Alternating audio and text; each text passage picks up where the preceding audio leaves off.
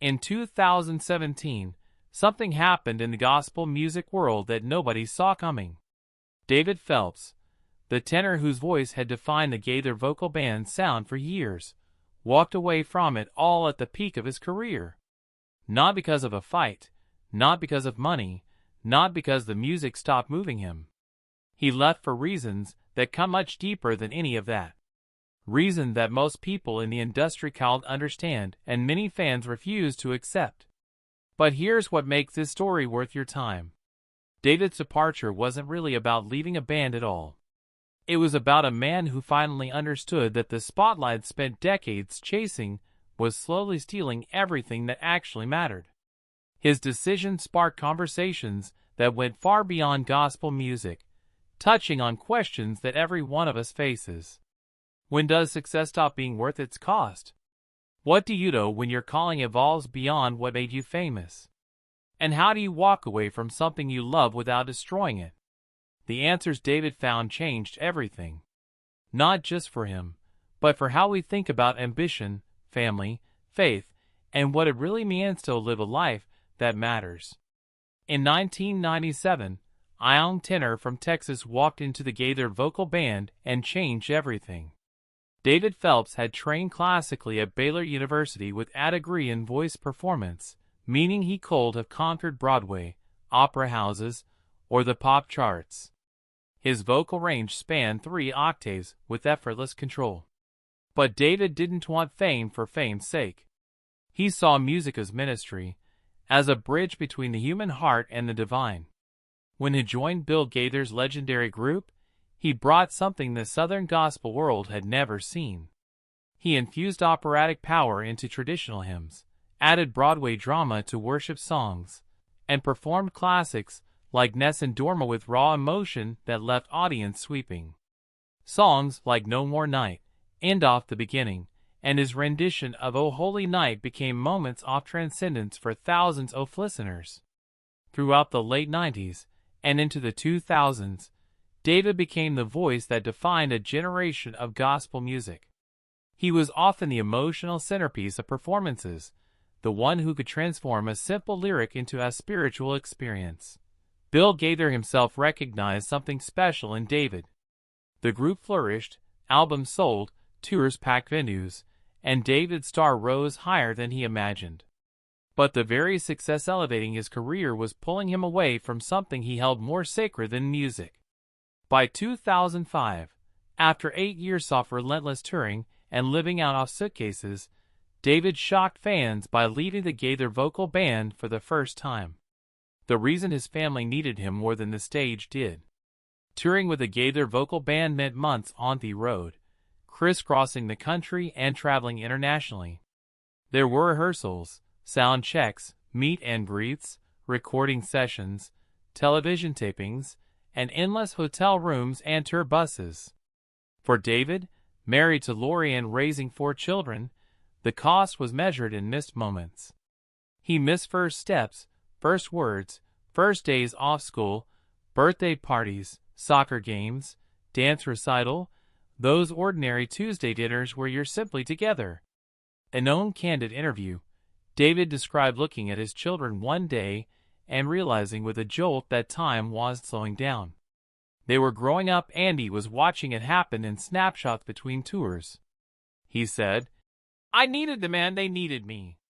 That statement carried the weight of hundreds of missed bedtime stories and thousands of miles traveled away from home. David stepped away in 2005, and during his time away, something unexpected happened. He didn't fade into obscurity. Instead, his voice and ministry flourished in new ways. He began developing his solo career with unprecedented freedom. He recorded albums that blended classical arrangements with contemporary Christian music, incorporating jazz influences and Broadway sensibilities, exploring themes more personal than traditional Southern gospel allowed. Albums like Life is Atchich and Revelation showcased David Phelps unconfined by one genre or audience expectations. He was an artist embracing his creative potential and audiences responded enthusiastically. But here's the twist. Despite finding solo success and having more family time and creative freedom, David returned to Gaither Vocal Band in 2009. Why would someone who had successfully escaped return? Because the ministry, the message, and the brotherhood of the Gaither organization still called to him. Bill Gaither had become a mentor and friend. The other members were brothers in faith and music. The platform reached millions, who might never attend his solo concerts. So he came back, but with clearer boundaries, better understanding of his family priorities, and an agreement to continue developing his solo work alongside group commitments. For 8 more years, from 2009 to 2017, David again became the soaring tenor voice audiences associated with the Gaither Vocal Band's signature sound. He recorded new albums, toured extensively, and continued creating those transcendent musical moments only he could deliver. But during this entire period, something was shifting inside him. A quiet transformation that would eventually lead to his final and most significant departure. By the mid-2010s, David's solo work was evolving profoundly. He wasn't just creating different music stylistically.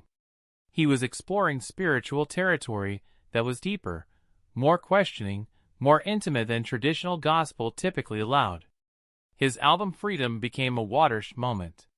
Songs like Ghost Town, Water, and Heaven's Shore weren't standard worship anthems about victory and praise. They were honest explorations of doubt, identity, spiritual renewal, and the mysterious ways God works in the shadows of our lives. These songs sounded like journal entries set to music, vulnerably authentic, grappling with faith in a way that felt like conversation rather than declaration. David was writing about moments when God feels distant, about wilderness seasons when answers don't come easily, about a slow, painful, beautiful process of spiritual transformation that happens when we stop performing our faith and start living it. This wasn't music for the spotlight. This was music for the soul at 3 o'clock in the morning when sleep won't come and questions won't stop. Here's the critical insight many fans missed. David wasn't drifting from God or abandoning his faith. He was moving closer to the divine mystery than ever, but in a way that made some uncomfortable. The evangelical gospel world, particularly Southern gospel tradition, emphasized certainty, victory, triumph, and unwavering faith. David's newer music, while deeply Christian and worshipful, acknowledged the complexity of the spiritual journey. It made space for questions alongside answers, for struggles alongside victories, for the reality that sometimes we encounter God most powerfully, not in grand worship moments, but in quiet, broken places. This theological and artistic shift could easily coexist with the Gaither Vocal Band's ministry model, not because of conflict, but because David's artistic vision was expanding beyond what the group format could contain. He had stories to tell, melodies to explore, and spiritual insights to share that needed more space, more freedom, and more creative control than touring with a group could provide. By 2017, David faced another crossroads. But this time, it was different from 2005. His youngest children were entering their teenage years. Crucial times when kids need their father present physically, emotionally, and spiritually.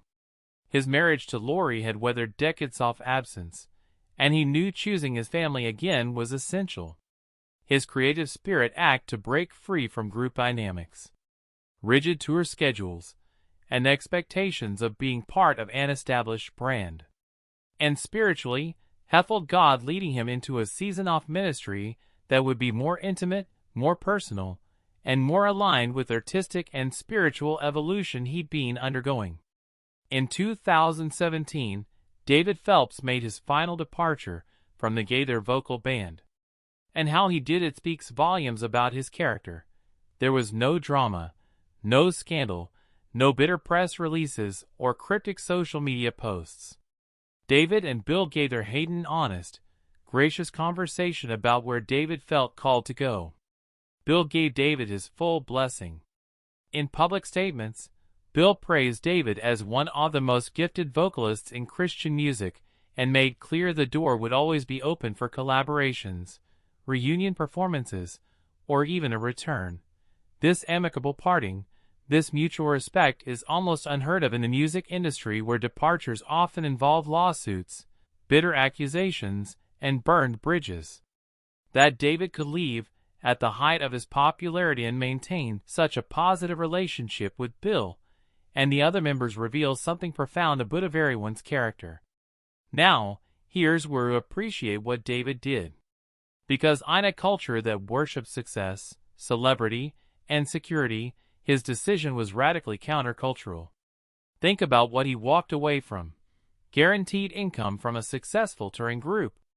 The prestige of the Gaither name, which opened doors everywhere in gospel music. The safety net of having an organization handle logistics while he just showed up and sang. The massive audience the Gaither platform provided, and the comfort of not having to prove his worth as a solo artist. Most artists spend entire careers trying to achieve the level of success David already had. And here he was choosing to leave it behind. Why? Because he discovered that true success isn't measured by applause, album sales, or how many people know your name. True success is measured by alignment, whether your life, your work, and your daily choices align with your deepest values and calling. Since leaving in 2017, David Phelps hasn't just survived, he's thrived in ways that validate every difficult choice.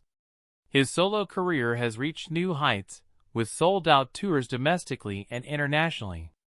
He's released multiple studio albums, lit DVDs, and holiday specials, each showcasing the creative freedom he fought to achieve. Through his own production company and independent label, he maintains complete creative control, meaning every note, lyric, and arrangement reflects his authentic artistic vision. His musical explorations have become more adventurous, incorporating jazz-influenced arrangements, classical crossover work, Broadway-style storytelling, and original worship compositions that create space for genuine encounter with the divine. But here's what's most significant. He's built a devoted following that follows him, not because of where he performs or who he's associated with, but because of who he is. These fans aren't just consumers. They're participants in his journey. People who resonate with his honesty, artistry, and willingness to be vulnerable about faith struggles and victories. The question inevitably arises. Was leaving the safety of the Gaither empire worth it? While only David can definitively answer, all evidence suggests yes. He achieved fulfillment of living according to his values rather than others' expectations. He gained independence to create without boundaries. He secured family time that no amount of success could replace. And perhaps most importantly, he discovered a depth of ministry that goes beyond performance and reaches into genuine transformation. In interviews years after his departure, David has spoken with a peace that can't be faked. He talks about being present for his children's milestones, the joy of simple family dinners, the creative satisfaction of bringing his musical visions to life exactly as he imagined them, and the spiritual richness that comes from following God's whisper, even when it leads away from the spotlight. What makes David's story so compelling that it challenges the narrative our culture constantly pushes? We're told that more is always better, that once you achieve success, you should leverage it for greater success, that turning down opportunities is foolish, that putting family before career is naive, and that leaving a guaranteed platform for an uncertain path is reckless. David's life stands as a living refutation of these assumptions. It demonstrates that sometimes the bravest thing is saying no to something good to make space for something better, even if that better thing looks smaller from the outside. He shows that real strength is enduring difficult circumstances indefinitely. It's having courage to change those circumstances when they no longer serve your highest calling. He proves that ministry doesn't require the biggest stage or largest audience. Sometimes the most powerful ministry happens in intimate venues where authentic connection is possible. In recorded music that meets people in private moments of need, and in the example of a life lived with integrity. There's a tale in David's story that I haven't mentioned yet, but that captures the essence of his character. Throughout all his years with the Gaither Vocal Band, through both his departure and return and final departure again, David never